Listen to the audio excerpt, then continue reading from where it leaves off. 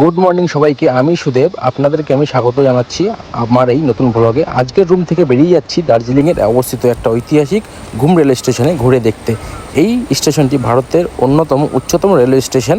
এখান দিয়ে চলে বিখ্যাত টয় ট্রেন। চলুন আজকের এই সুন্দর যাত্রা একসঙ্গে উপভোগ করি আমরা। রাস্তার পথে দেখা হলো এক ময়ূরের সঙ্গে। সেই ময়ূরটা আমাদেরকে দেখে ভয় পেয়ে গেল আর পালিয়ে গেল জঙ্গলের মধ্যে। পথ দিয়ে যেতে যেতে দেখলাম সুন্দরী পাহাড়ি রাস্তা আর কত সুন্দর চায়ের বাগান। যেহেতু রাস্তাগুলো বহুত হাইট, তাই স্কুটি নিয়ে যাওয়া বহুত অসম্ভব।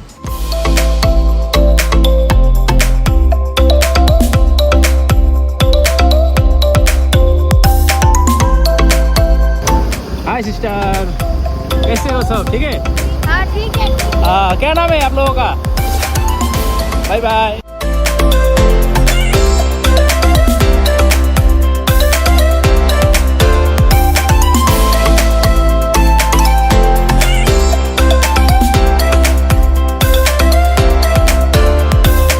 লেফট সাইডের দিকেই হলো আমাদের দার্জিলিং যাওয়ার রাস্তা, আর সেখানে আমরা আজকে যাচ্ছি। রাস্তাটায় ছিল প্রচুর কুয়াশা আর সামনে কিছুই দেখা যাচ্ছিল না। আমাদের গাড়ি চালাতে প্রচুর অসুবিধা হচ্ছিল যেতে যেতে।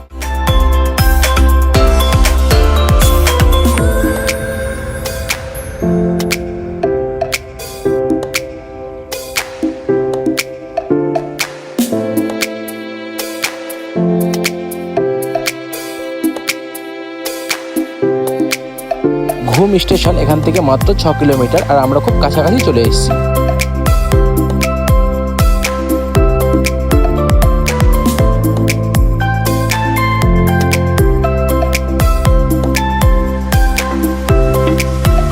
লেফট সাইডের দিকে যাচ্ছে কার্শিয়াংয়ে আর রাইট সাইডের দিকে যাচ্ছে দার্জিলিংয়ে।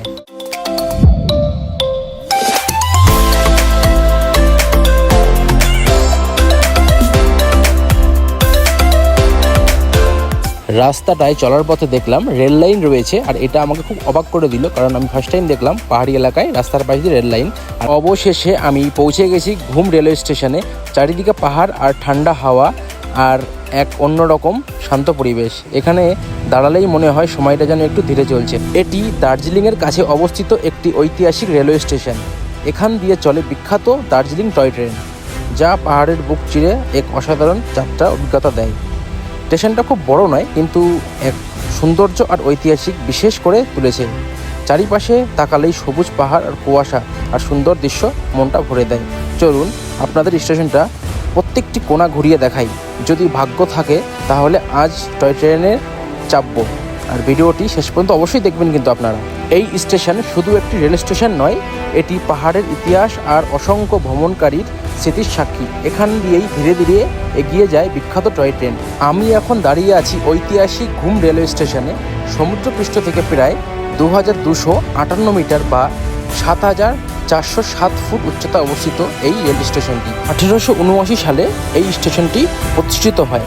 আমার যেহেতু ট্রেন কখন আসে তার সম্বন্ধে কোনো আইডিয়া নেই, তার লোকাল কারুর কাছে জিজ্ঞাসা করে নেবো ট্রেনগুলো কখন আসে। ভাইয়া শুনিয়ে না, ও यहाँ पे ट्रेन आता है?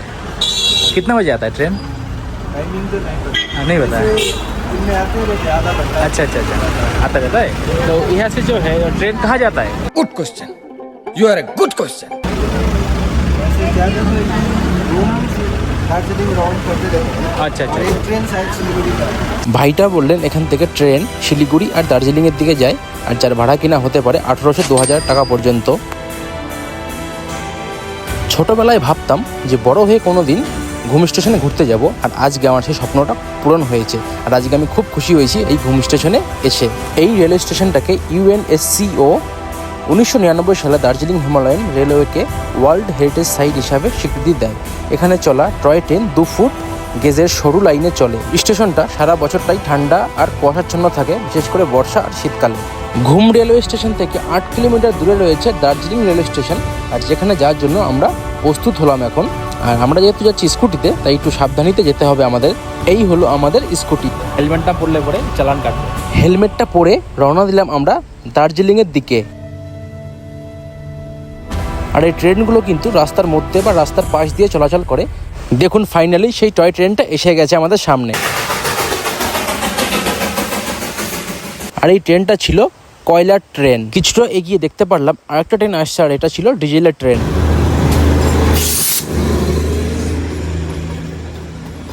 আজকে আমি দু ধরনের টয় ট্রেন দেখতে পারলাম, একটা ছিল ডিজেলের ট্রেন আর একটা ছিল কয়লার ট্রেন। ঘুম রেলওয়ে স্টেশন থেকে আমি দার্জিলিংয়ে ঘুরতে বেরিয়েছিলাম, কিন্তু হঠাৎ করে আকাশটা কালো হয়ে গেল আর শুরু হয়ে গেল প্রবল বৃষ্টি। পরিকল্পনা ছিল আরও অনেক জায়গা ঘুরে দেখাবো, কিন্তু প্রকৃতির ইচ্ছা ছিল অন্যরকম।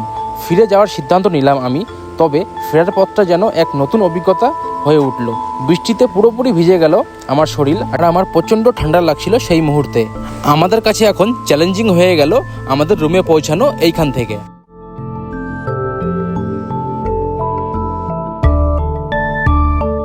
আমাদের স্কুটিতে তেল শেষ হয়ে গেছিলো, তা তেল ভরে নিলাম এই স্কুটিতে। আর দেখতে পারলাম পাশ দিয়ে একটা টয় ট্রেন গেল, তা অনেকগুলো টয় ট্রেন দেখলাম আজকে, খুব ভালো লাগছে আমার। ফিরে আসলাম আবার সেই ঘুম রেলওয়ে স্টেশনের দিকে, কিন্তু এখন আর আমরা দাঁড়াচ্ছি না, যেহেতু কালো হয়ে গেছে আকাশটা আর চারিদিকে কুয়াশা। আর এখন বাজে মাত্র 2:30, তা বাই বাই করে দিচ্ছি এই ঘুম স্টেশন থেকে। পুরো একদম ভিজে গেছি আমি বৃষ্টিতে, আর রেইনকোটও আনিনি আজকে। এই বৃষ্টির জন্য একমাত্র আমি দার্জিলিংয়ে যেতে পারলাম না, মানে মনটা খুবই খারাপ লাগছে যে এত কাছে এসে আমি রিটার্ন হয়ে যাচ্ছি গাইজ।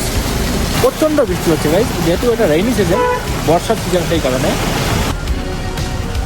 এই হলো আমাদের 4 রাস্তা, আর পিছনের রাস্তাটা যাচ্ছে দার্জিলিং আর কার্শিয়াংয়ের দিকে, আর আমরা যাচ্ছি এখন মাম্পুতে। গাইজ আমরা ভিজে ভিজে ওইখান থেকে এসেছি, মানে যে ঘুম স্টেশন ছিল তারপর থেকেই মানে পুরো বৃষ্টি হয়ে গেছে, আর দার্জিলিং আমরা যেতে পারিনি। আর এখানে একটু বৃষ্টি কমেছে, পুরো আমার শরীর মানে পা থেকে পুরো শরীর পর্যন্ত পুরো ভিজে গেছে আমার গাইজ। আর পুরো প্রচুর ঠান্ডা লাগছে, মাথাটা ভেজেনি কিন্তু বাকি শরীর পুরো ভিজে গেছে। মাথায় ছিল হেলমেট। সে এলাকায় সবসময় ঠান্ডা থাকে, এক তো ঠান্ডা, দ্বিতীয় হচ্ছে কি বৃষ্টি পড়েছে।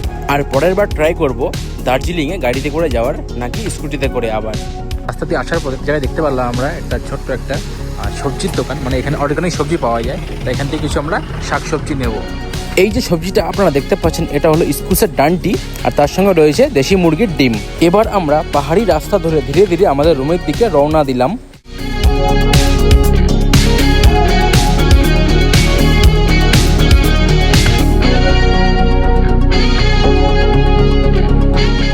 এখানের ওয়েদারগুলো পুরো ক্লিয়ার ওয়েদার একদম, আর উপরে ছিল প্রচণ্ড বৃষ্টি গাইজ, প্রচণ্ড। মানে আর কিছুটা গেলে পরে আমরা দার্জিলিং পৌঁছে যেতাম।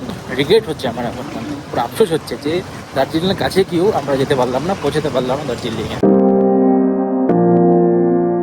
আমি এখন পৌঁছে গেছি সে আমাদের রুমের সামনে, আমাদের পাওয়ার হাউসের সামনে।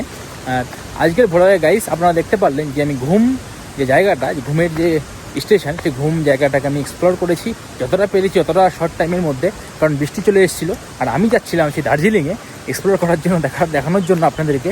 তা আমি যেতে পারিনি কারণ বৃষ্টি চলে এসেছিলো। মাঝ পথে আমি রিটার্ন চলে এসেছি ওখান থেকে। আর আপনারা দেখতে পারলেন যে ওখানে ছিল অনেক ছোটো ছোটো টয় ট্রেন। তো টয় ট্রেনগুলো আপনাদেরকে আমি দেখিয়েছি এই ভিডিওতে। আমার যে এক্সপিরিয়েন্স ছিল সেই ঘুমে, টয় ট্রেন সব কিছু আমি দেখলাম আজকে। তো আমার ফার্স্ট এক্সপিরিয়েন্স ছিল, কারণ আমি প্রথমে কোনোদিন দেখিনি টয় ট্রেন, বা আমি দার্জিলিংও যাইনি, আর ঘুমিয়ে তো কোনোদিনই যাইনি। তা ঘুম জায়গাটা এক্সপ্লোর করলাম, খুব ভালো লেগেছে গাইস। মানে একটা স্বপ্ন আমার পূর্ণ হলো গাইস, যে বইতে যে নাম শুনেছি, নাম পড়েছি, তা সেইটা আজকে আমি দেখতে পেরেছি নিজের চোখের সামনে, আর নিজে গিয়ে ওখানে এক্সপ্লোর করেছি। আমি এখন চলে আসলাম আমাদের পাওয়ার হাউসে গাইস। ভিডিওটা কেমন লেগেছে কমেন্ট করে আমাকে জানাবেন, আর ভিডিওটা লাইক সাবস্ক্রাইব অবশ্যই করে দেবেন। দেখা হচ্ছে নতুন ব্লগের সঙ্গে, এইভাবে জুড়ে থাকবেন আমার সঙ্গে। Thank you so much for watching and support. God bless you. জয় হিন্দ।